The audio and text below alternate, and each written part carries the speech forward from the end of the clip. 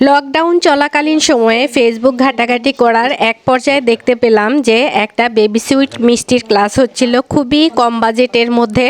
তো আমি সেই ক্লাসটাতে জয়েন করলাম। জয়েন করে আমি এই বেবি সুইট মিষ্টিগুলো বানানো শিখেছি।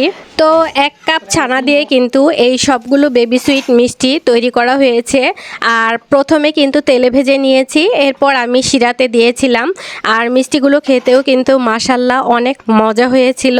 এত কম টাকা বাজেটের একটা মিষ্টির ক্লাসে যে আমি এত পারফেক্টভাবে বেবি সুইট মিষ্টি তৈরি করা শিখে যাব কখনো কল্পনাও করতে পারিনি। যে আপুর কাছ থেকে এই ক্লাসটা করেছিলাম, আপু বলেছিল যে আপনারা শেখার সাথে সাথেই কিন্তু প্র্যাকটিস করবেন, তাহলে কখনো ভুলবেন না। তো আমি পরের দিনেই এই প্র্যাকটিসটা করেছিলাম আর সেই ভিডিওটাই আপনাদের সাথে শেয়ার করতেছি।